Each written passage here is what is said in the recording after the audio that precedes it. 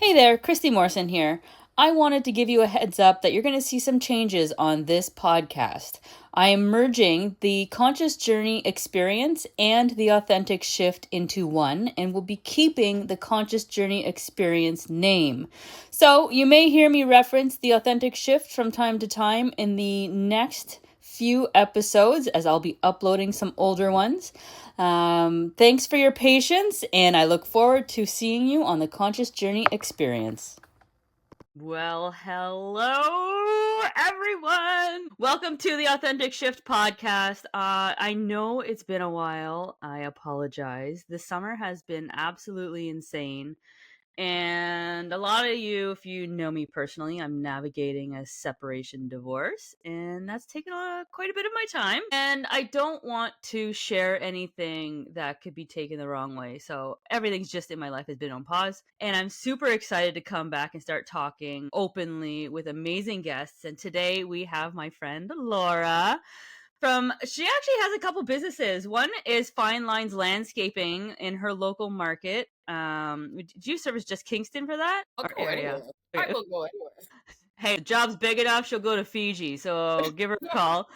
And Woodlands Awakening. So I'm super excited. We're new friends. We've been on my podcast before, but our friendship is what? Less than a year now? Yep. Or about a year? We're almost at a year. Yeah, maybe about a year.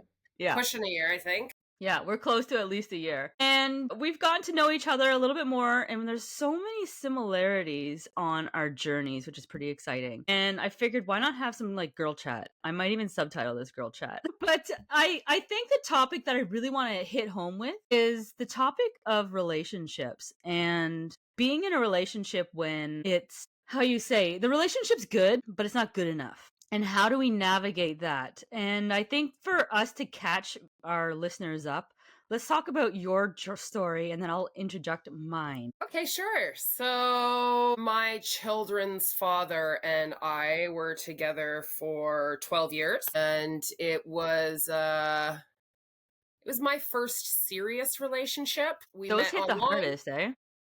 What's that? First relationships, they hit the hardest. Yeah. Like the first serious one, mine was too, which is interesting that you just said that. I never even thought of it. I was like, whatever, I'm just dating. He was in not the best of housing situations. So it just worked out that he should move in with me very soon, like within 3, maybe 4 months. Mm-hmm. And so it was just like, okay, here we go with it. And I mean, all throughout this time, everything internally is screaming, don't do it.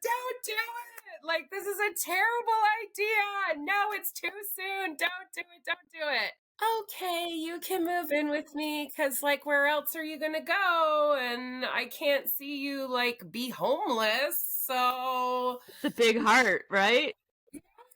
here we go. And then it was always like, had like an internal ultimatum. It was kind of weird. Like, well, you're either going to break up with him or you're going to move to the next house with him. You're going to break up with him or you're going to move to the next house with him. You're going to break up with him or you're going to consider having kids with him because, like, no one's getting any younger and I want babies. So, and like the thing is like, we were never really that bad. Like when we fought, we fought. And what I found is I found myself becoming like a super bitch. Like it was almost like if I can treat him horribly, maybe he'll just go and I won't have to break up with him. But apparently I'm fucking irresistible. Oh. So it didn't work. Yeah. And still, like, it was never really that bad. Like, I compare myself to other people's relationships, and certainly I had a lot of guy friends, so I've seen some like terrible relationships.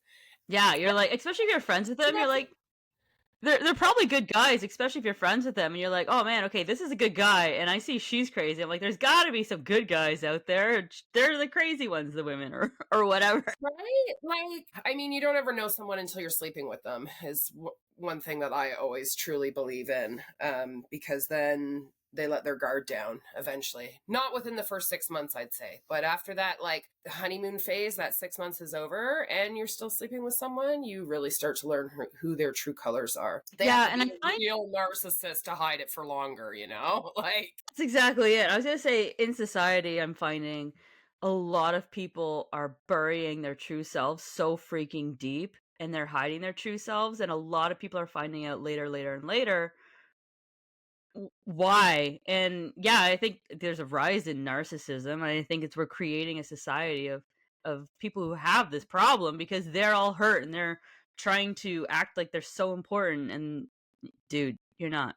It's funny because we're going to dive into decision making, but I also wanted to jump in and share quickly. My journey is very similar to yours. The only difference is I didn't have the body warning saying don't do it. So we met, I think I was like early 20, like 20. And we started dating immediately. I remember I looked out a window, I saw him, and I was like, oh my God, yes. And my girlfriend was like, don't even bother. He's engaged.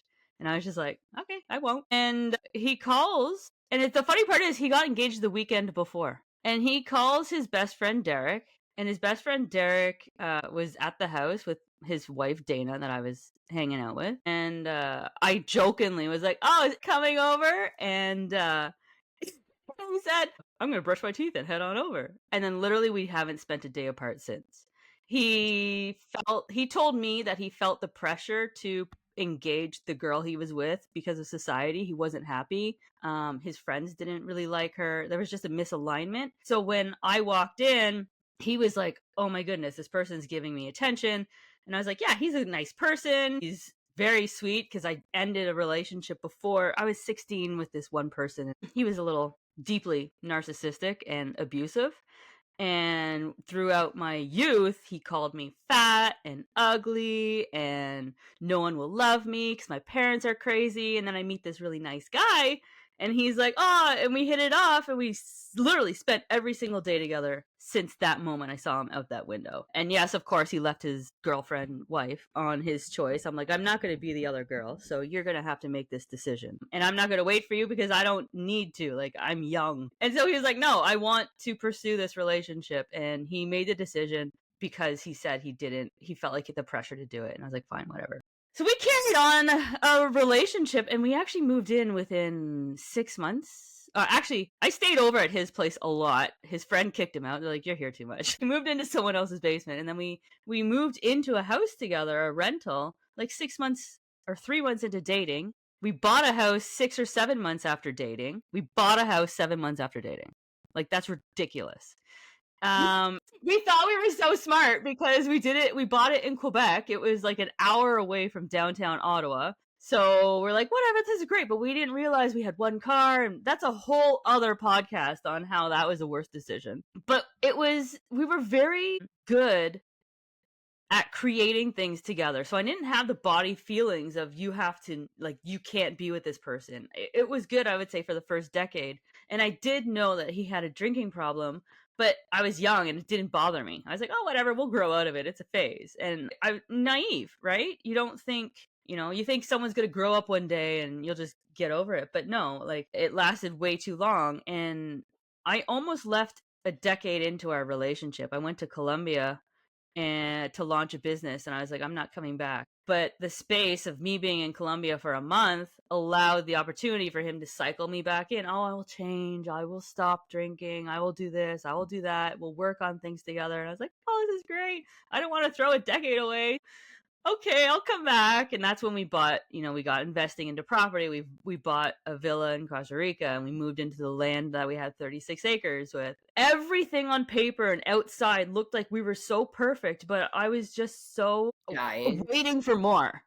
Yeah, Mm. I was dying. My soul was dying and I didn't know because it's kind of like the boiled frog effect where the frog doesn't know he's dying as the temperature's getting hotter and hotter because you're so used to it. And it wasn't until there's this boiling around me, and I'm like, holy fuck, I'm on fire. What is happening? What do I do? And that's when I started questioning. I'm like, is it me? Is it the relationship? Is it him? Is there ways that we can get better? Blah, blah, blah. And I don't know. Did you like have a profound moment where you're like, I have to leave? Because mine didn't come for a very long time. Like, what was your awakening? Like, okay, I need to stop the hemorrhaging. The official end? The official end? Or like when you thought that you were actually going to make the decision to go, not actually doing it, but the thought of you need to do it? Or did you just go straight to doing it? Moved in with me? So you were immediate. That's amazing. I always felt like he was Mr. Right now, not Mr. Right. Like I always got that vibe. He was a teaching moment. I mean, that's what I look back and think of it now. At the time, that's not what I was thinking. So you were deeply intuitive back then. You just didn't acknowledge it. Well, I ignored the hell out of everything. It's funny because my intuition, it didn't lead me that way, but I feel like my soul, I needed that relationship to create who I am today. And I needed all those experiences because looking back and unpacking this relationship and be like, why did I stay for so long? If, I keep cycling back. Why did I stay if I wasn't happy? I didn't know I was freaking not happy. And I'm always going to reference that boiled frog moment because that's the only thing that makes sense to me.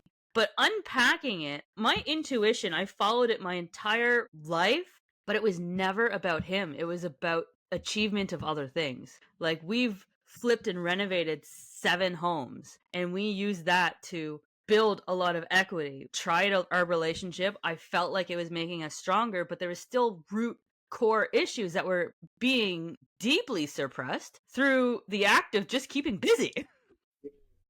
Which is wild. So, okay, so you had the feeling right away. Why did you rip off the Band-Aid? Why did you say, okay, I'm done? What was the straw that broke the camel's back? I had a friend hit on me. Oh, nice. And I was quite a bit larger than I am now. And it was just like you felt seen. Really eye-opening for me that someone would still want me. Yeah. And then literally the next day I started working out every day and eating right, and I got hella hot. I'm looking at myself in the mirror. I'm like, ooh, the double chin's coming back a little bit. I'm like, I need to get back on that bandwagon. But yeah, I got really little.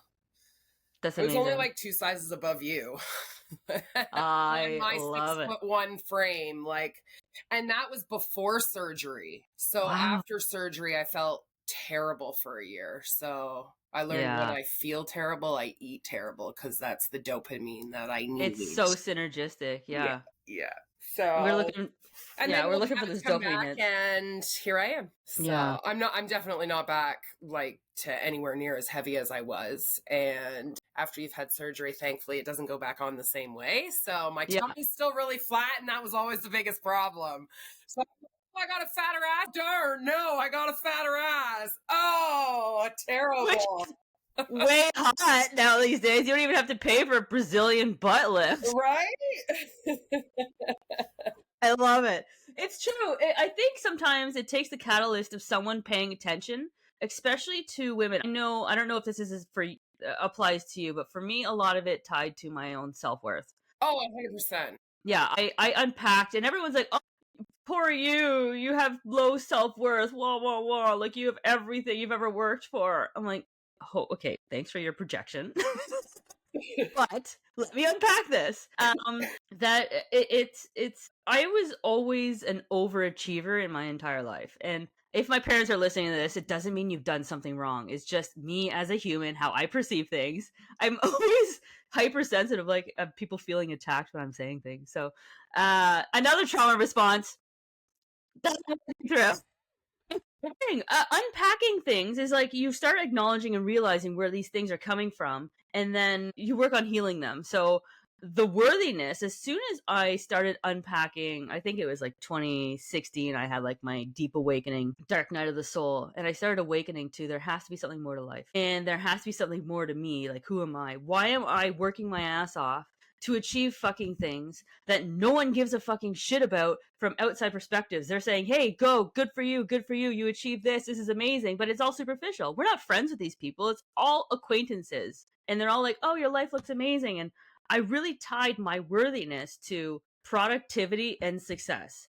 I was not worthy of love, a good companion, conversations with really good friends. I was not worthy of any of that unless I wasn't producing and winning and showing people I was valuable for that. As soon as I started healing that, that's when my perspective started changing and I started seeing my relationship differently. I started being like, oh, he's doing this. I don't want to accept this. And you start putting out boundaries. And just like you, I started showing up differently for myself. I started dressing differently. I started taking care of my body. I started eating healthier. I started working out.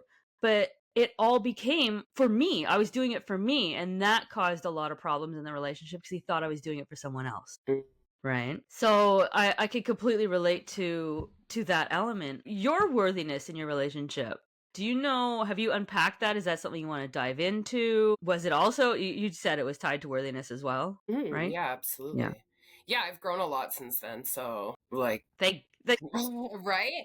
But I think that's what was pushing me towards that as well, because before I had, like, before the straw, of course, there was like the downward slope. And 2 years before that happened, we tried to start a business together. So it was a financial business. It's kind of along the lines of network marketing, which I have been very successful at in the past because I'm that in your face, bubbly person, open to talk to you. How can I help you solve your problems?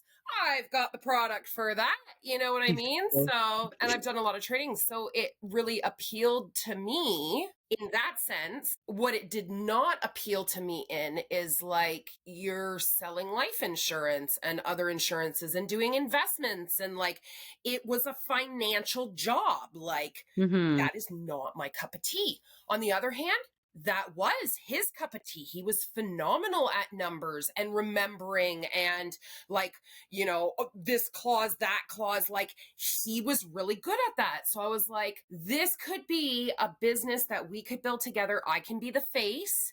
And then as soon as I got them, okay, now sit down with my husband and he can walk you through all of the shenanigans while I sit back and play with their kids, you know, like this is going to be perfect. And that was a time where we chose to forget about a bill because fuck them. And well, unfortunately, that doesn't work with bills. It's not as if it's just fuck them. It still builds up interest and like they have millions, they'll just wash it. so part of this financial thing was they had to do a full financial background.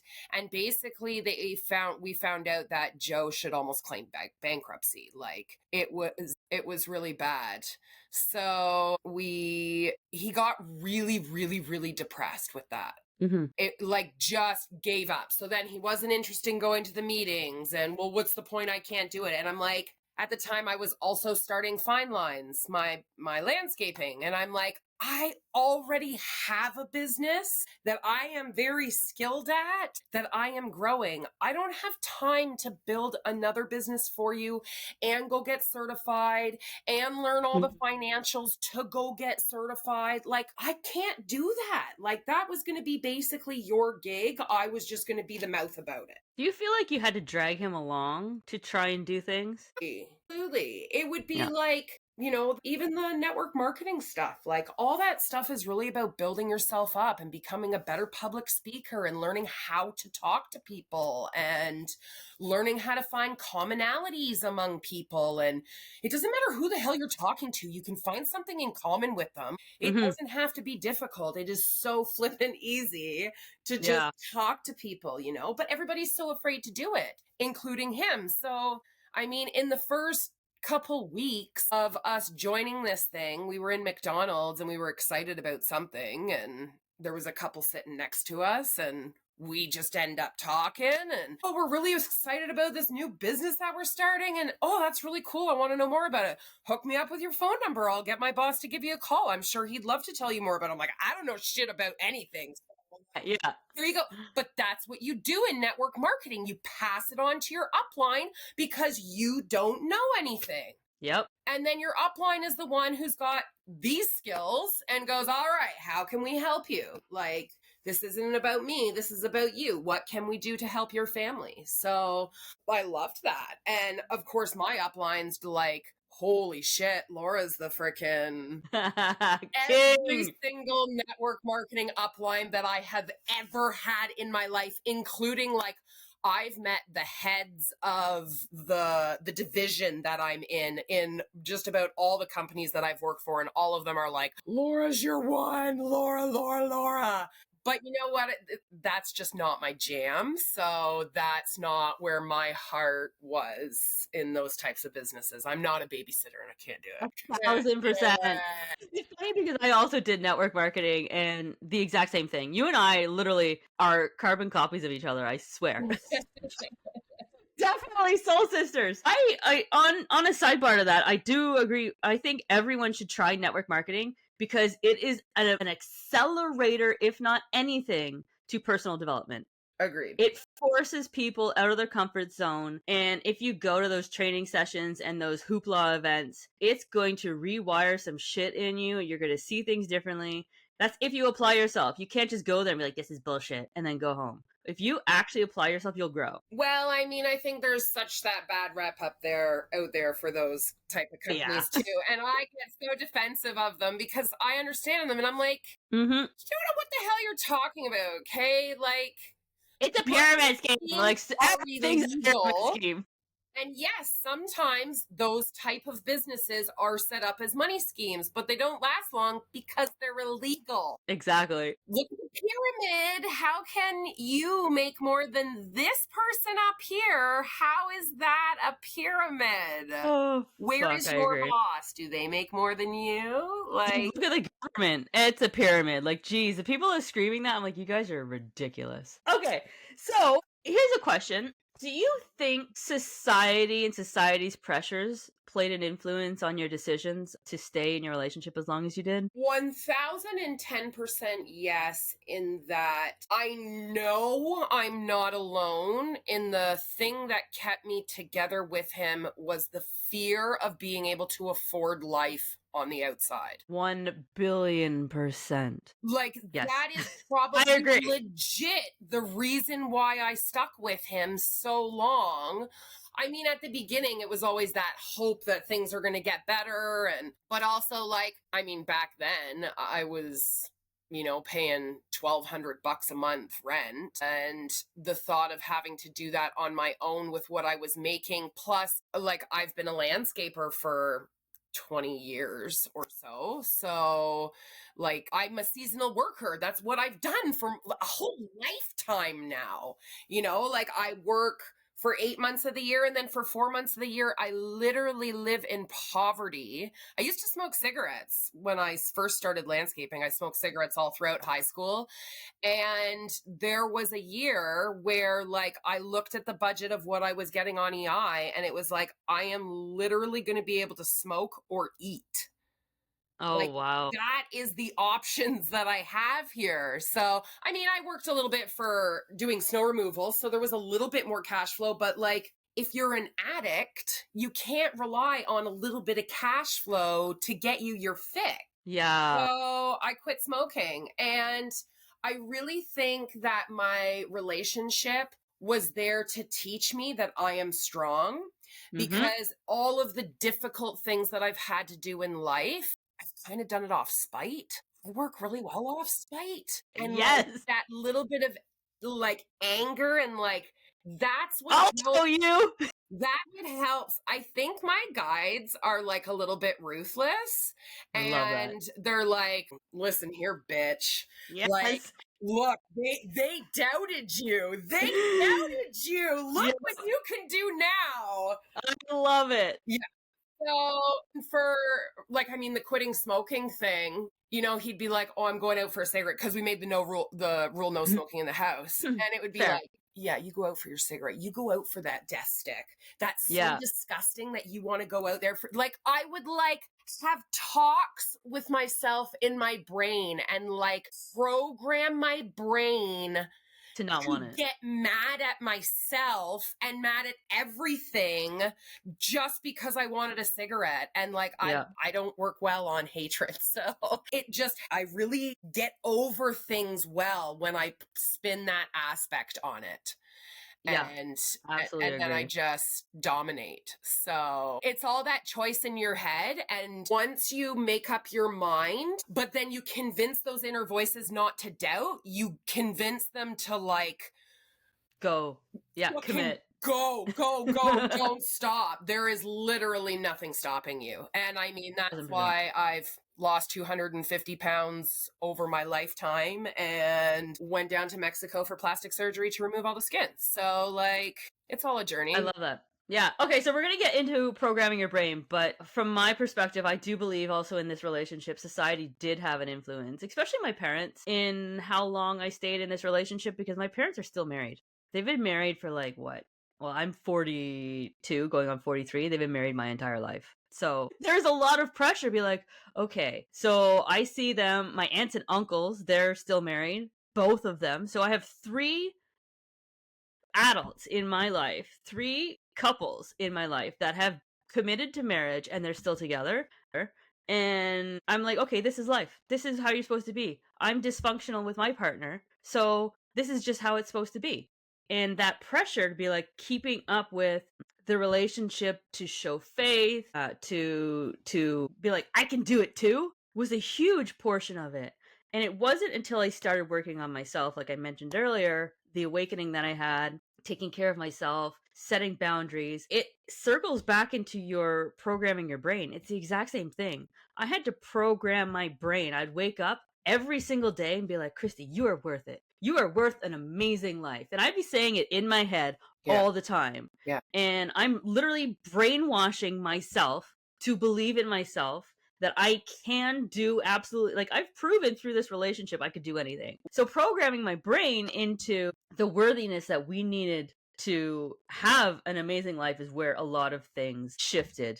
To get your opinion, because we're all of this, like the relationship was good, but it wasn't good enough. And I know a lot of times when I was evaluating whether I was going to stay or whether I was going to go, especially the decade in when I was in Colombia, I had a lot of internal dialogue. Oh, he doesn't beat me. It could be worse. Ditto. He doesn't do XYZ. It could be worse. Or my friends' relationships are way more dysfunctional. We at least can communicate for the most part. It could be worse. And I was always comparing myself to people that I saw that had hyper dysfunctional relationships. And I validated that mine wasn't so bad, but I couldn't ignore how I was feeling on the inside and killing my soul, the superficiality of, okay, what are we going to do today? We're going to go to work. We're going to eat dinner. We're going to sit down, watch a movie, and go to bed. Is that Groundhog what Day. your parents are though? They're very regimented in routine. Yeah. But I see them as very kind and giving. So even though they have a regimen and routine within them, I don't know behind the scenes. Like I haven't lived at home since I was like 20. So it's been 20 years. I don't know. That's a good question. I'm gonna have to digest that a little bit more. Yeah, I mean, I think a lot of it is also the social influences, because there's a social influence that we hear from children. When you get married, you're married forever. Like divorce growing up wasn't a huge thing. Now it's all over the place. Mm-hmm. And a lot of the times they say when you're committing to someone, you're completely committing to them for life. You don't go on to get divorced, blah, blah, blah. You go to therapy, you do whatever you can. But it's also negating the fact that, one, a lot of us who are divorced started our relationships in our 20s. We have no idea who the hell we were in our 20s. I am a completely different woman than I am today at 42 than I was at 20. My values are different. My beliefs are different. My experience I've had over the last 20 years has shaped who I am today. And it has done that for my partner back then as well. I'm stubborn and old school. So like I feel that for sure. There's always that, but it's not that bad in my voice as well. Or in my head. It's okay. But there would just be like little things, especially towards the end, there was more fighting. When the kids came along, there was lots of fighting. Yeah. Sleep deprivation is a real thing. Yeah, for sure. Well, also It's too, like we brutal. don't have conversations when we're young about important things. How are you going to handle finances? Who's contributing what and how much? How are we raising the children? Are we raising them with friend parenting styles, or are we raising them with, regimented discipline? Like there's so many things that can force a relationship in different ways that we don't have these conversations about. That I think is a major portion of why everyone is saying it's easy to get divorced and throw relationships away. I hate that statement. I hate it because it shames people in making the hardest decisions of their life into thinking that what they're going to do is wrong. I think back in the day where we made decisions a lot slower, sure, if you're going to go back in the day, just, have a divorce because you want to sleep with 10 other people, probably shouldn't have got married in the first place, bud. That and like the population was a lot less, like if we think back For to sure. our grandparents or our great grandparents, which I'm sure, well, I don't think that you have great grandparents left alive, that's for sure. There was like what? I'm from Hamilton, so the city of Hamilton might have had like 50,000 people, Yeah. like that was a huge city at the time. So I don't even know what the populations were then back then. I'm just pulling numbers out of my air. We're just guessing. But like my point is even if you lived in a small town, small towns were a whole lot smaller than they are now. Oh my god, yes. Your pool, it's not as if you go on a dating app and set your thing for 250 kilometers away. Like Yeah. you were limited to who's around you. You were limited to who happened to be down at the movie or down at the bar or wherever else you were seeking relationships, because it certainly wasn't like it is today. That's true, because like back in the day, if you're in a small town and there's like, let's say, 50 women within your age bracket, and I'll give it a swing of like maybe 5 to 8 years. You're picking someone, all 50 women, and you're like, okay, out of these 50 women, I like Sally. And then you lock down Sally and you stay together forever and you have like, 8 babies and grow some land. It's not the same anymore, and you're completely right. The technology and online dating changed those 50 people in your local market to 500,000 people in your 1 hour worth of driving. Mm. You're like, what? You can't make your way through 500,000, and energetically, if you are, And there's that's a whole other certainly topic. lots of temptation. People are Yes. bored. They don't. Who the hell goes to bars nowadays, right? No one can People afford are it. bored, so they're looking for some sort of excitement in relationships. Like that whole infidelity topic comes up. I am thankful that that was never my style, and I was never with someone that cheated on me. That being said, I have been the mistress a few times, just in like once I broke up and started. Exploring. That's an excellent way to put it. Started Yep. exploring what was out there. Didn't really know. Yeah, there's guilty parties involved that aren't sharing a lot of it. Yeah, like it's not as if it was spoken about on the first encounter. So Yeah, but like you want a bone? Okay. it's It's not like I was looking to date this person. exactly, and it's not your fault this person's on this app or Right. meeting And like, space. I mean, I'm sure there were some on there that I still to this day had no idea that there was a significant other. But like, I mean, I'm on a few groups on Facebook and it's like, ooh, I know that person. And it's like, he's married and he's been married for like 10 years. And I'm like, ooh, I was Yeah. in that within that 10 years. Sorry, didn't mean to. Oops. That's the thing. There's the guilty party doesn't. I think women always get attacked on that, but there's another side of the coin that is getting ignored, and a lot of these people are not even divulging that they're in a relationship. What are we supposed to do? Do like a deep dive police search and Oh, find I out straight up wedding ask marriage? people now. Oh, of course. When we're young, we don't know any Now, different. now that I'm done exploring, Yeah. and now that I like actually want to get to know people, that's definitely one of the first questions I ask them, because I want it one in writing through text message. Yes, I'm Yeah. single. And I mean, normally I get laughed at and I'm like, sorry. I'm like, I ask everybody now because I am not a cheater. I have a zero tolerance for cheating. So if that's what you want to do, then cool. I'm not looking for a hookup. Have fun. Yeah. I don't do hookup culture either. I can't. It grosses me out, and it grosses me out from a point of the energetic exchange. And a lot of people in society do not understand energetic exchange. Everything is energy in this world. Everything. And I feel like we've hit a point where most people understand that now. But they haven't understood that each person holds an energetic vibration. And the moment that you're coming together with someone, you're exchanging those energetic vibrations. So if you're sleeping with someone and they are participating in hookup culture, that one person you slept with, you're also taking on the 50 other people that they slept with over the last 2 months. It's a lot of energy. And that's why a lot of people feel like things are being taken from them when they have these type of energetic exchanges. They're like, okay, it always feels good in the moment. It's the after fact that hits us. You're like, that doesn't sit as well as I thought it would have. That feels a little more empty. And it's not until you start understanding the exchange of energy between people. I feel like if you're in that phase, you're not you.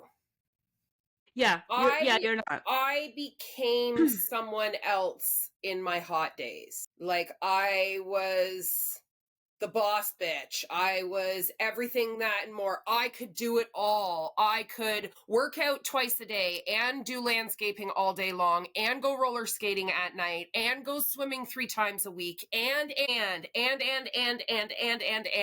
Mm-hmm. It's exhaust much I did. It wasn't exhausting. Like, looking back, I always had lots of energy and I was always, but like, that's not who I've been my whole life. That's not who I feel I am now. Like, I feel that I've kind of grown and merged the two a little bit, but it's not like a whole other persona that I was taking on. Like, looking back on those exploring days, I probably explored more than I should have. It's funny because I've told you, and I've said it to a few people, that as soon as my marriage was over, I really wanted to have like a hot girl summer and explore like crazy and just Fun.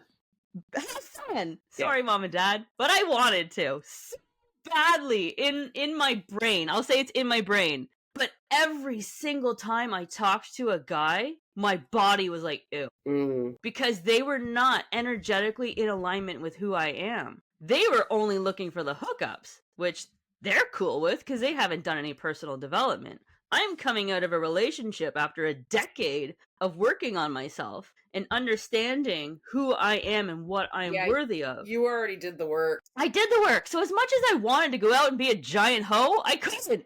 Like, my body was just like, I can't. Yeah. So it's funny because you even put it in perspective when we went camping. I forget exactly how your words came out, but you said that I pretty much outgrew it before it was even a thing. Like, it was not in the cards for me to go through that. And I completely agree that it was all in my brain. Because, again, that's another programming. We're like, everyone needs to have a hoe moment. Like you were having FOMO. Yeah. And that's exactly, I was having FOMO. Everyone got to be a hoe, blah, blah, blah.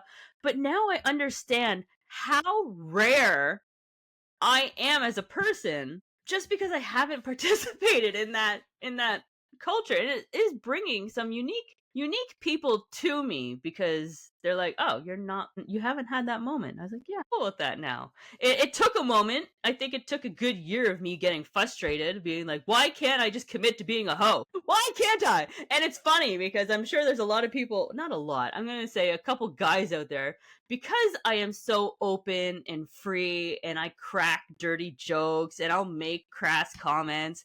I will only be like that in the presence of someone I feel comfortable with. Or if I don't feel comfortable, I know I'm probably never going to see you again, so I don't give a shit what you think about me. Yeah. Right? So, but anyone who actually knows who I am knows my history, and they don't think I'm a hoe like some people might think I am, because I am. As soon as you're an outgoing woman and you have fun and people look at you, they're like, oh yeah, she's a hoe. Like, what? I don't care what what's the correlation? I don't care what they think. Think what you want. Exactly. Think what you want.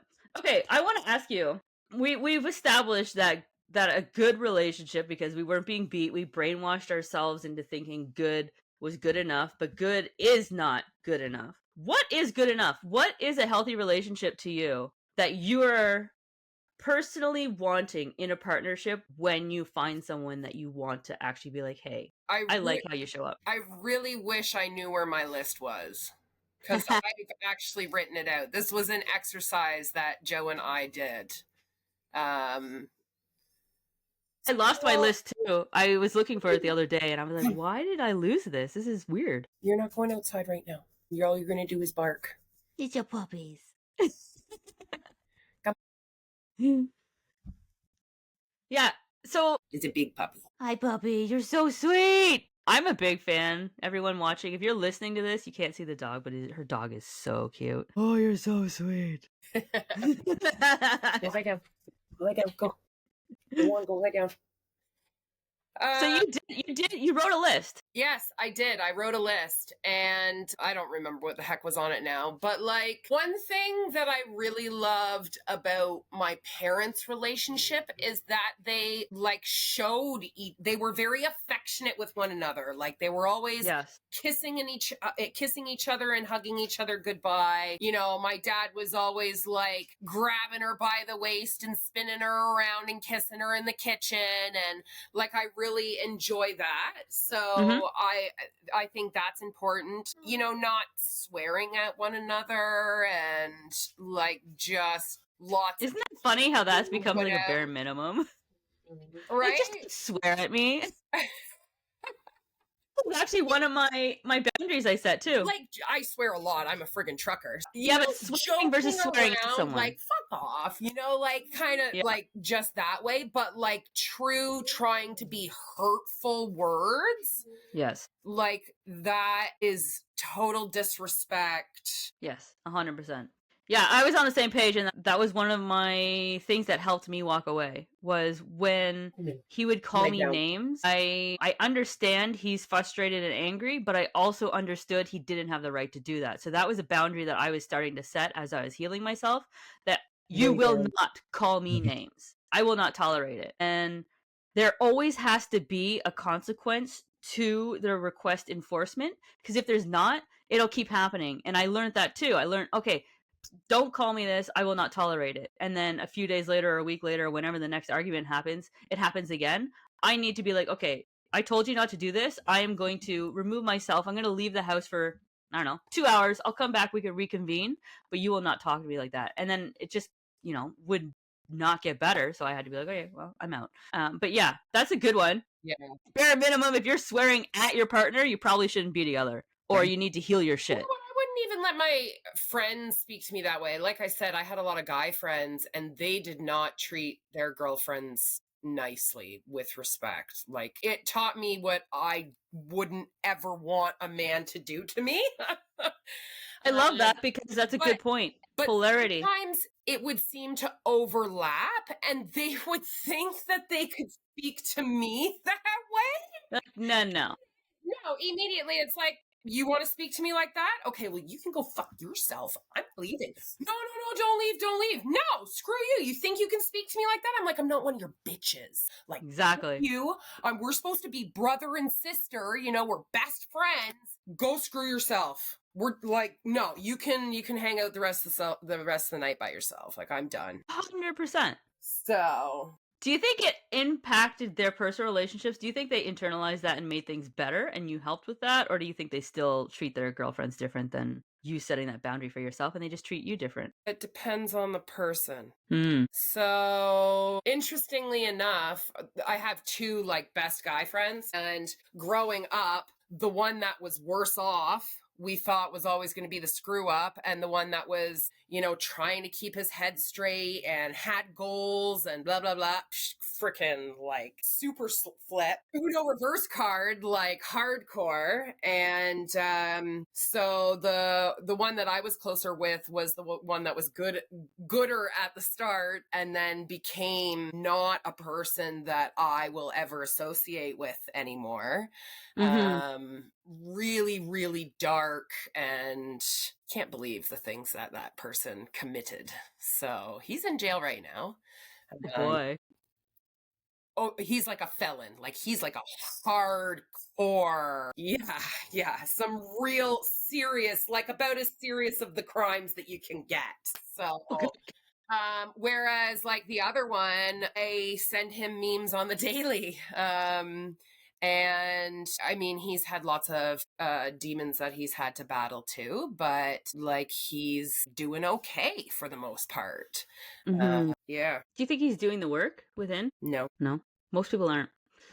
That was actually a requirement for my next relationship. Like you, I wrote a list. It's funny. I wrote a list and I wish I could find it. It used to be in my wallet, but I changed wallets and I looked at my old wallet and it's not there. I want to find it so bad because that list was so detailed. I used my previous long-term relationship as the soundboard of what I want in my next relationship, and I was completely okay with it taking however long it took. I was ready to wait like years because I understood the majority of humanity right now is not doing the work and they're filling their needs with superficial shit, drugs, alcohol, sex, like fast relationships, overworking, people pleasing. There's like a long list. And there are even people in a community doing the work, and I'm going to use quotations because they know how to talk, but they're not integrating within themselves. So there's a very small percentage of people out there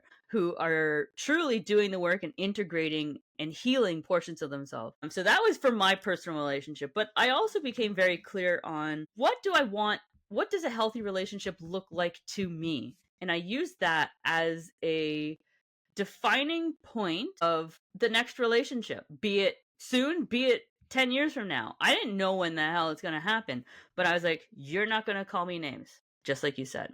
You're going to be emotionally regulated, meaning we can have difficult conversations and you're not going to lash out at me because I brought something to your attention that's bothering me, hurting me. I want to just have an open conversation about. You're not going to get defensive and be like, well, you do this too, or Oh my God. Yeah, but you. yeah, oh my God, yeah, but you. Apologized once. I was like, hey, let's try a new tactic. My mom's like, you know, Laura, maybe just try like really appreciating him. Like, maybe just try that. Okay. So I said, I'm sorry and thank you. And his first line was, yeah, but you. And it started a fight. Yeah. Without it Yeah. starting a fight. Like, Nothing screams unhealed than someone who responds to something with an attack. You're like, okay, that's how they're showing up. Like, there's no judgment. Like, I don't hold judgment for people who aren't doing the work. I'm observing people in this manner, and you do you. This is your own journey. But do not think you have a shot at a relationship with me if you're not doing the work. It ain't happening. I've surpassed that shit. I don't have time to be your fucking mother helping you do your work. Do your fucking work, and then you'll meet a partner worthy of growing something amazing with. So, emotionally regulated was a massive one. So what is there anything that is inspired from a healthy relationship? I think also to someone naturally that has similar values and goals. Like if I'm going to be in a relationship with someone and they're like, I don't know, a hardcore Satanist or even a hardcore person in any religion, I'd be like, cool, we don't align on that element. Is it a deal breaker?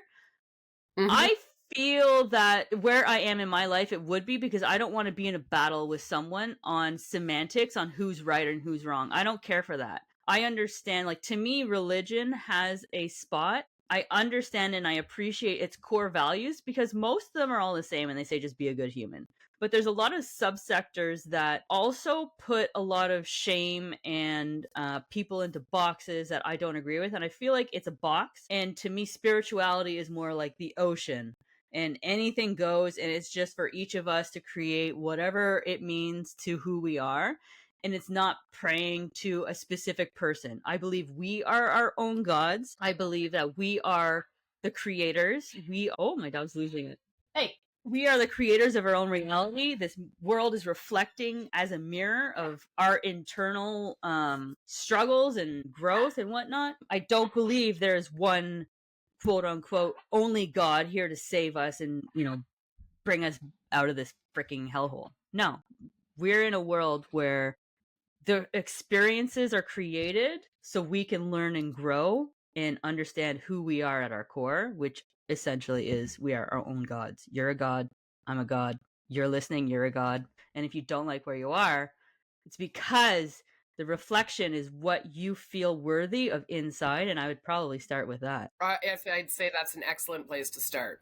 Sure. Can we all just start there? Could you imagine if this shit was taught in school and we started with that? Like, I would absolutely adore that, and I think we would end the insanity within one, maybe 2 generations if we taught worthiness, emotional regulation, communication. The thing that drives me nuts, and I don't want to get too deep into it because it's so polarizing. Every single thing out there, it's like the yin and the yang, positive, negative. There's always people fighting against each other. Anything where you're having to yell and scream and call people names, it just shows me you are an undeveloped human. That's the only way I can put it. And they're yell and scream at me all you want. That's fine. I'm seeing you for where you're at. You have not been able to regulate your emotions. Just because I believe in maybe traditional views doesn't mean I think you're wrong. It means it doesn't work for me. Yeah. But there's people out there that will literally vilify and burn people at the stake still. Like, what is this, the 1400s? I've already been burnt back then. Like, leave me the fuck alone. Baby, this time you ain't gonna win. So, I mean, and also a healthy relationship, to me, a good portion of that's communication. Being able to have difficult conversations, being able to be vulnerable with someone. And I didn't learn this until recently. Having a conversation with a healed man, I remember bringing up some topics and I'm just sitting there waiting for the reaction. It never came. It was, okay, let's work on it. Or, okay, this is my perspective and this is how I'm seeing it. Is there a way that we can blend, we can adjust, we can pivot? I was like, holy shit, this fucking exists. Amazing! I got a question for you about 11, and we're getting in. I want to ask you about the divine masculine and the divine feminine dynamic. Have you dived into that? Within self? Within self and within the relationship. In sense of divine, maybe, maybe not. I mean, certainly I know that I am way more masculine, which is why I have more guy friends and I was the exact same way. Very masculine energy, which is why I picked a husband who had more feminine energy. He got so upset when I said this because he took it as like him being a lady boy or whatever. I'm like, no, that's not it. It's just you have a feminine essence. You're more nurturing. You're more caring. You're more blah blah blah. I wasn't. I was the boss babe. Go fuck yourself. I'm gonna cut you if you wrong me. That's masculine. Yeah. Totally. He kind of pushed me into this box, right? It also, again, circles back. All of this is related. It circles back into worthiness. It circles back into I only thought my value was worth anything if I was overachieving and producing. That's masculine. Masculine energy is producing, they're leading, they're foraging, they're doing actions. As an individual, so me right now as I stand, I am working at having a balance of masculine and feminine energy within me. I've had to soften up a lot, let me tell you. I used to never cry, ever. I was very to the point. Some would consider it to be rude because I'm blunt, and I was like, I don't have time for your bullshit. You're fucking wrong. Let's go. Now I'm more softer in an approach, and I'm not going to say all the time because I'm still human and I'm still learning and I'm still practicing, but I have been able to create a space where I'm able to practice this a lot more with the support of someone who I see as a divine masculine man. He allows me a container for me to explore the softer side of myself. He allows me, like, when I'm crying, it's teaching him something because he's not used to it. He's not used to women crying. Like, he's used to it as a manipulation tactic. I'm crying because I'm releasing something that's within me that was held within my body for so long that's allowing me to loosen up and soften those edges. So the doer side of me, I don't think is ever going to go away because we're in a world where life happens. Bills need to get paid. And I can't sit at home and be like, oh, I'm just going to be in my feminine and I want to just make muffins. No, bills don't pay.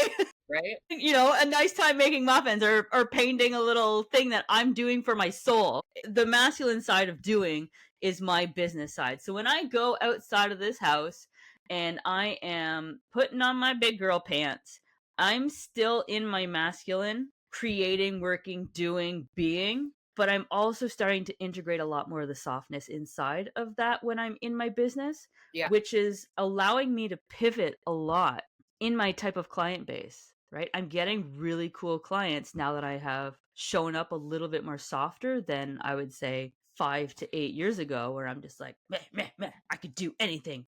Fucking step aside, realtor dudes, because I'm in a male industry. I ran into one of my old coworkers. I was his foreman, but he was a lot older. Like he was in his, I think he was around 65, and I was 20, maybe 22, kind of in that realm. And we haven't seen each other for, I don't know, 15 years or so. And when he talked to my boss, my former boss. No, it wasn't a friend. We have a mutual friend here in Kingston. And so when I ran into him, we do our ice swims together. So we did a summer swim at one point. And he's like, "Hey, I ran into Matt." He's like, "Yeah, he said you've gotten a lot softer." That's such a huge compliment, isn't it? Yeah. I know. And I was kind of telling him about the Woodland Awakenings a little bit. He's very, he was always a very spiritual dude and very slow and Yeah, methodical. I love that. And he was like the sweetest guy ever. He truly was. I love that. Yeah. So, because we have, every single one of us has a masculine and feminine dynamic within us. yeah. And some people are more masculine and some people are more feminine. That's the expression that you show up in this world, which is completely fine. My goal is to try and become as balanced as possible in a resting state. Like I said, I'll always have that masculine of doing, but I also want to have that feminine essence of creating and being, like, going within. So this is me as an individual. So like my previous relationship, I was very much in my masculine, doing, creating, expanding business, winning awards, achieve. Like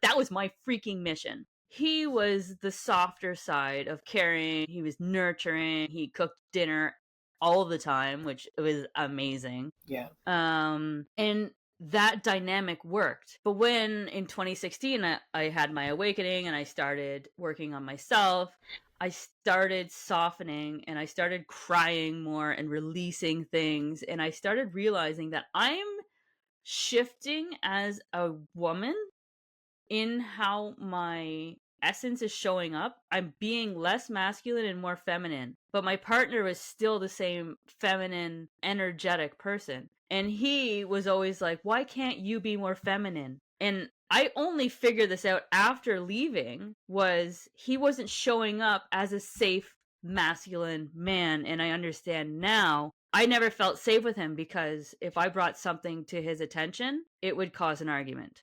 That's not safety. Mm-hmm. I now understand from the polarity of talking and having a relationship with a man who shows up in his masculine. I can bring something to him and he's not going to react. He's not going to attack me for having a feeling. He's not going to attack me for my opinions. He's not going to tell me I'm crazy. He's not going to say I'm in one of my moods. He's not going to be like, are you on your period? Like, fuck off. So that was a huge portion that I've reflected on and understood that, okay, I changed as a woman. I was trying to be more feminine, but the container he offered wouldn't allow me to step into that role. Mm-hmm. And it's not a blame of anything. All it is what it is. Will he find that sometime in his lifetime? I have no idea. That's completely up to him, and maybe I'll see him, 10 or 20 years from now and he's able to do that. Or maybe I'll see him and he's like, no, I like where I'm at. Cool. That's amazing. Regardless, it's amazing. Yeah. Because the person he's going to be in a relationship is going to match his polarity, and our polarities were no longer in alignment. And I think that was a defining moment where I learned about releasing someone with love. And a lot of people don't understand that. They feel like if you leave, especially a long-term relationship, you're callous, you're rude, you're bitch, you're selfish. There's another alternative. You're cheating on them. You found someone, blah, blah, blah. Yeah. It doesn't have to be like that. And if this person is doing their inner work, their deep work, and they're realizing these things, I would be doing a disservice to my soul if I stayed in that relationship. Yeah. So this round, because I've been told by many intuitives that I've been in this situation many times before with this partner, and I was never able to go to the next level because I always picked him over myself. This time I picked myself. Yay. And it's hard because to pick yourself, you're also accepting that you're going to have to hurt someone. That's a huge part of it too. Yeah. Yeah, I think that the two biggest factors as to why I stayed for 12 years, even after knowing after 3 months that it wasn't Mr. Right, it was one, I had never broken up with someone. I had never really even dated someone. Like, there were some like small, Yeah. ridiculous school relationships, which like I don't even really consider counting. Mm-hmm. And then there was him. Oh, like, how do I break a heart? Because he was like over the moon with me. Exactly. But I think that was a trauma bond too. Yes. For him. And at the beginning, there was lots of like, I'm not your fucking mother. Like, Yes. I am not your mother. Well, this isn't the way my mom does it. Well, I really don't give a shit the way your mom does it because this is the way I do it. So if you want it, if you want to eat the food that I've cooked, then here you go. Like, and not to say that I'm not a bad cook. I'm a really good cook. I've been cooking since I was a little kid. So like, I don't care. Your mom's not here. Like, a lot of men have mom issues. A lot. But he had lots of trauma himself, and I never got compliments. Like, ever. If I did make something really good to eat, the response was always the same, and it was, well, it's not poison. Like, I know it's a damn good meal. Listen, you don't get to 450 pounds not learning what's good food, okay? Like, I know how to eat. I know how to cook. So, yeah. And like, just fucking once be like, hey, babe, that was great. Instead of the sarcasm to tell me that it's good. Like, it was never genuine. It was like, you have to joke about being negative to get to the positive. Like, just fucking compliment me. Yeah. It's not that hard. Right? There was another time I got thin once before I had kids, and I wanted to buy a dress because I was going to I did it through a weight loss company that is a network marketing company. So I was going to their event and I was going to show off the new body. At that point, I think I had lost about 80 pounds and I was looking great. So I try on this dress, which actually I wore to the Korn concert. That dress. I love that. Nice. So I put that on and I bought it from like Sears or the Bay or something, like one of those big stores. And I came out of it and I was like, first, when I saw myself in the mirror, I was like, Laura, damn, like, you got curves? Like, it's in there. My God. Of course, after losing a bunch of weight, I had only worn baggy clothes because now they're all hanging off me. So this was like the first body forming thing that I've worn. And holy shit, I'm like, I'll turn heads. So anyhow, I walk out. I want to go show my man of 5-6 years, whatever. And I go walking out of the change room, and it wasn't until years later that he told me he was actually speechless. He didn't know what to say, which warmed my heart then. Right. But at the time, he just stared at me. So I'm like it fucking crushed me at the time. Like, thanks for not giving me any compliments. Right? I'm like, oh, great. Well, it's good to know that I look fucking great. Okay, well, I'm going to go take this off. I'm going to buy it because I think I look hot as hell, but like, fuck you, asshole. You know? Meanwhile, he just was speechless because I was so hot. Like, I yelled at him. He didn't tell me that until years later. Yeah, like, thanks. Thanks for you not made telling me feel like I was this big. Yeah. And it's funny because I feel like in relationships, our partners, if they haven't done any work on themselves and digesting where these things coming from, where their pain points come from, why are they reacting? Why are they yelling? Why are they not talking? Why are they not giving compliments? Like, there's a million things that we can be unpacking in every single person. If they were able to do so, we would have stronger, healthier relationships and the massive amount of dysfunction that's out there. I think that's why when we choose our next relationship, it tends to be the polar opposite, right? Yes. Like I had I don't know, 6, 7 month relationship after my long-term one. And he really was the opposite of Joe. Very fit, very muscular. He's got a really nice body. Shout out to he was whoever you are. he was full of compliments, didn't want any commitment, which was great because I really didn't want any commitment coming out of a long-term relationship. So it was like the perfect situationship to be in after a little bit of exploration. Okay. Nice. Learning that I'm not really a big fan of exploring. Yeah.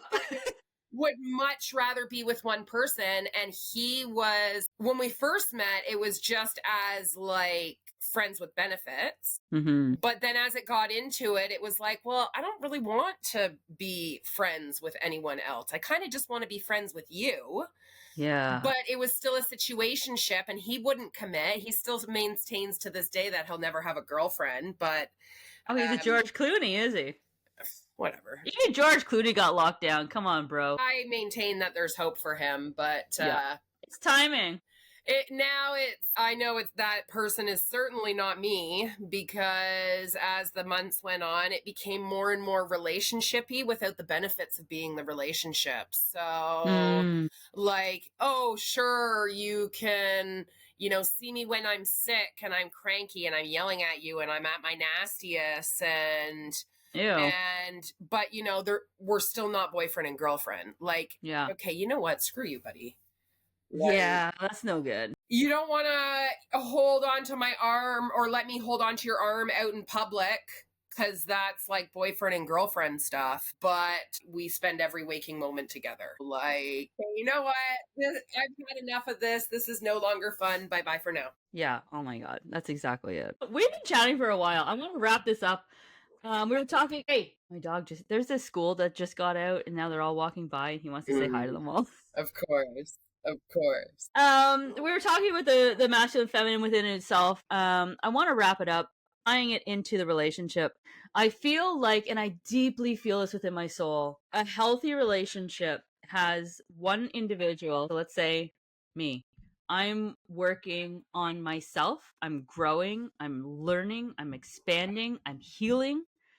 I am trying to balance the masculine feminine within me as much as possible. My partner is supposed to do the same for himself. Because if I keep growing and I have a partner who's not growing, I'm going to be in the same spot as I was in my previous relationship. I'm going to grow and I'm either going to be anchored into a reality where he can only be in. Mm-hmm. And I don't want to. I can't say I can't. I can. I could choose to. But I don't want to be anchored into a reality that I don't feel aligned with. I want to keep growing. So my partner also has to be brave enough to face his own shadows, to heal his wounds, to have conversations, and balance his masculine and feminine as well. Which means he needs to be able to be vulnerable with his partner. And these two people, when they come together, they're going to create a third entity. This third entity is two individuals that have an alignment in where they want to go in life. Like if I say, I want to own land again and build a really cool community. And this guy is like, I'd rather live under a bridge in California and just smoke weed all day. I'd be like, okay, that's super cool, but that's not my vision. We can't work towards that together. I'll be your best friend and let's just separate. I need to make sure that for me, that we have similar goals. And then this third entity is going to create something new. It's a third pillar, which is like, I always like it's a tripod. We have two healed people or healing. I don't think we're ever going to be fully healed until we actually die. I think when we die, we're like, oh, cool. We go back. Whatever. But this third thing is also the same thing. It has to have the balance of the masculine and feminine. This third entity, the masculine of the third entity would be creating something together, the doing. And then the feminine side of it will be the counterpart balance. It'll be the softer elements within that relationship, the vulnerabilities that are shared, and the growth that happens between the two. I'm hopeful the future generations, I'm seeing a lot of more people stepping into questioning things. And this world is unlocked with questions. It's locked up when you just accept reality for what it is. And if you accept reality for what it is, you're going to remain in that reality as it is. 100%. If you're comfortable with that reality, cool. Power to you. But as someone who has extracted herself from this reality, how far? Who knows? I'm sure there's people who have extracted themselves from this reality far beyond what I've extracted myself to, but I will tell you the difference between the reality that I was locked into and the reality that I extracted myself from is so fucking amazing. It is the most amazing feeling, energy, vibration. The world is brighter. The people that come into your life are aligned in a way that just feels so fucking weird. You're like, we are the same person. Like, you and I have met and we have so much interconnectedness Mm-hmm. that is impossible to have from like I'll just say like a regular. Really, apart from a few sentences spoken through Messenger and like maybe one or two short face-to-face introductions, we didn't know each other prior to going camping. Not at all. No, we just, I saw you as someone who is part of a world that I'm in. Like, I saw that in you. I was like, okay, this girl, she's like either online or just coming online. Like, she's powerful. Like, I could see you. Shine, shine. But I did not acknowledge that directly to you because I also understand it's your choice if you want to level up in your own life and experience things that a lot of people aren't willing to experience, because it's scary questioning things. It's scary opening the door and being like, what's behind this door? Yeah. It's scary, sitting in your room crying your eyes out, unpacking why you feel a certain way, why you act a certain way, why were you triggered when someone said XYZ, like why did that hit me? A lot of people will just drink and numb it and be like, oh, whatever, they're fucking assholes. Yeah. They're not unpacking it, right? Yeah.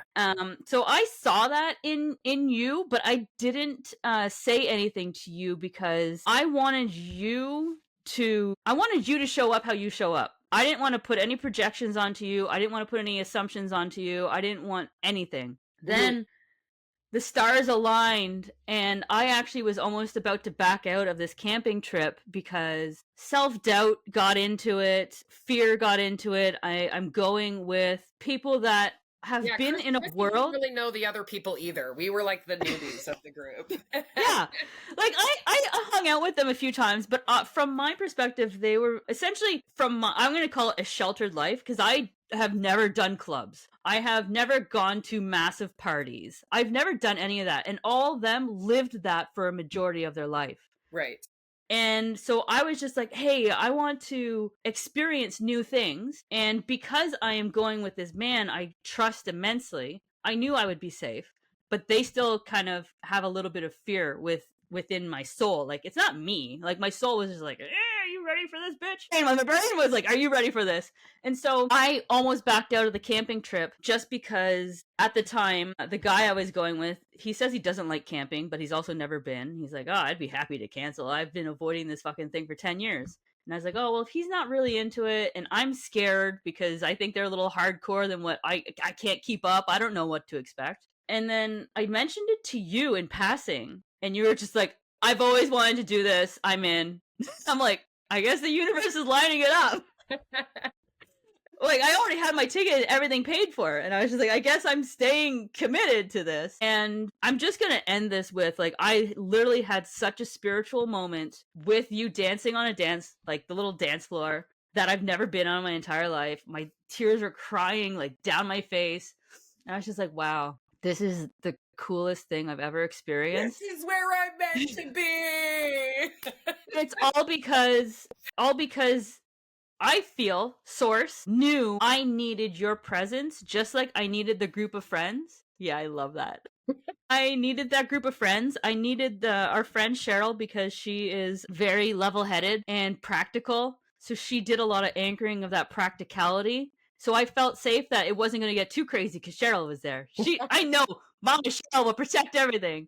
but it still wasn't enough having the friends and Cheryl. I needed you in that moment, but I didn't know you well enough, and I was a nerd. Interesting how the whole time we're told that Cheryl's the mom, and I'm like, no, I kind of serve that role too. And immediately, like, I was camp mom. Like, You were, yeah, I was totally camp mom. yeah, you were immediately like queen mom in that moment. I outranked moms. Sit down, Cheryl. You were so good in the whole entire camping event. I absolutely appreciated you being there. We got to know each other very well. Yeah. We shared a lot of stories. We laughed. We cried. We danced. We had fires. We had a literally such an amazing time, and that is where I guess our friendship really, I would say, exploded and anchored into what our souls already knew. Yeah, absolutely. Because there's no doubt in my mind, like, I don't know, people listening to this podcast, most of them understand past lives. I feel like you and I think you agree, we've had some past life deep connections, which is pretty amazing that we found each other again through. There are no mistakes. Source. There are no mistakes. I mean, I needed you, right? This year I've called for help, and help we has each other, yeah, in multiple different forms, and I'm so thankful in every which way, because the beginning of the year, I was feeling a little bit lost in terms of spirituality, and I was almost feeling like I was going back, and like I was losing it a little bit, and when you ask the universe for help, the universe... We are literally a world where you will get exactly what you ask for. So if you're getting shit, stop asking for it. I'm like, I'm not asking for it. You are. Check your insides. It's not it's I am. Yes, exactly. Absolutely love this. This is an amazing chat. This is a good long one. I think we've been chatting for like an hour and a half. Yeah, something like that. Isn't that? I love it. It just flies. We were in the flow. I think we went through some amazing topics, and I absolutely appreciate you sharing with us. I appreciate the time that you are investing into opening up and being vulnerable, which is a soft side. It takes work. It does. It takes work. It's so easy to be like, fuck you, I don't need to tell you shit. Easy. I don't bring that out in people. Luckily, I have that energy to bring out. I mean, I don't remember everything that people tell me. In fact, it's normally like deleted unless I'm like fully engaged in it. But growing up my whole life, I've always been the one-on-one party person. Someone ends up connecting with me, and then that's what I end up doing. And basically, I'm their therapist. And I mean, for the amount of times I've heard, oh my God, I've never told anybody that. Don't tell anybody. I'm like, dude, I've been drinking. Yeah, you definitely have an energy that just shows up as a safe space, which is amazing. Not a lot of people have that energy. You are coming into your own. Like, you are a powerful woman, but you are coming into your own so fiercely. I'm so excited to watch your journey. I'm so honored to be alongside you, and I cannot wait for the future. Me too. So thank you so much for joining me. Is there anything you want to add before I sign out? Yeah, I think I'd just like to circle back real quick onto our topic. And it made me excited to do this podcast, thinking about the amount of people that it would help.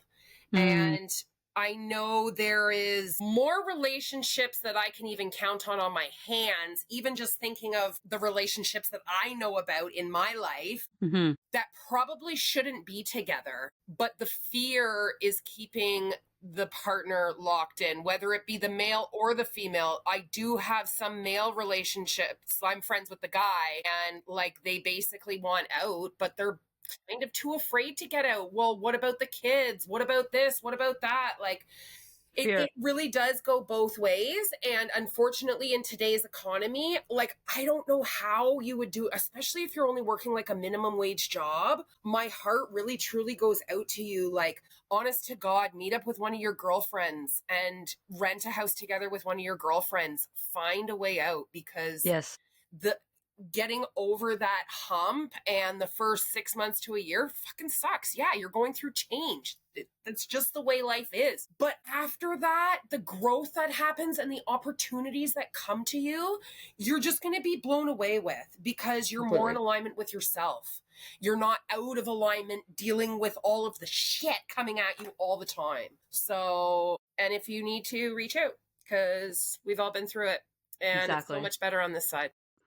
I think that's an amazing way to end this podcast. You're bang on, and it is fear that keeps a lot of people in place. I know I was afraid and questioning, what if I'm wrong? What if I can't survive on my own? Oh my God, yeah. What if? Guys, there's 80 billion what ifs. If you're not in alignment, you literally have to anchor into yourself. Know you are worthy of an amazing life, an amazing partnership, amazing friendships, but it won't come to you until you understand you are worthy of it. Bottom line. Chivalry is not dead, and if you're not getting chivalry, give it up. Beat it!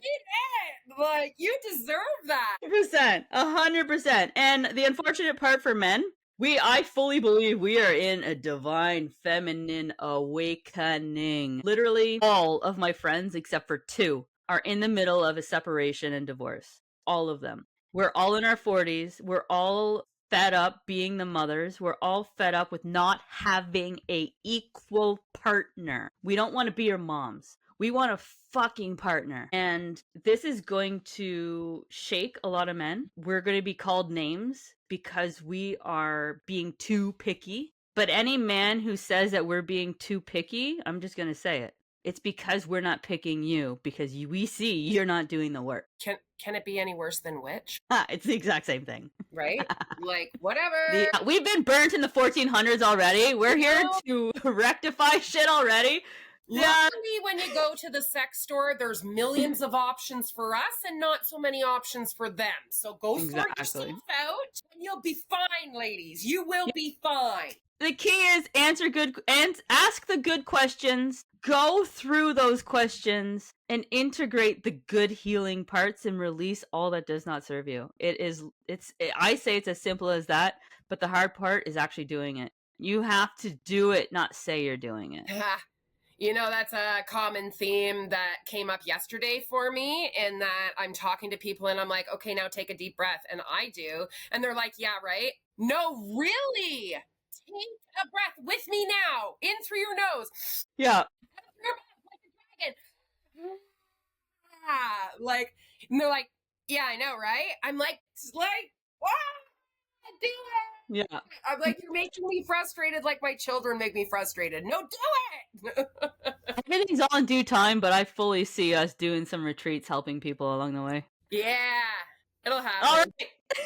We can go on forever. All right. So thank you so much for joining us on the Authentic Shift podcast. My pleasure. If you're tuning in, this is your first time, like, share, comment, give us your input. We want to have the interaction with you. If you have questions, make a comment, email us. I got to get an email address, but you can actually send it to the Conscious Journey podcast at gmail.com. I'll start there. I will be deleting the Conscious Journey and focusing just on the Authentic Shift. We're going to do some amazing things, have conversations with so many amazing people, and bring high-level content to the world that is being, I'm going to say, suppressed, ignored, and touted as woo-woo gibberish. This isn't woo-woo. It's fucking science. And I'm so glad science is catching up and actually publishing these things, because then we look less crazy as they're like, okay, energy's not real. But like, oh, it actually is. Like, see? I know it's real. Exactly. All right, everyone. Thank you so much. Like, comment, share, and thank you, Laura. We will have you on again. It was absolutely a pleasure, girl chat. And I look forward to our next chapter. Me too. Thank you. Thank you.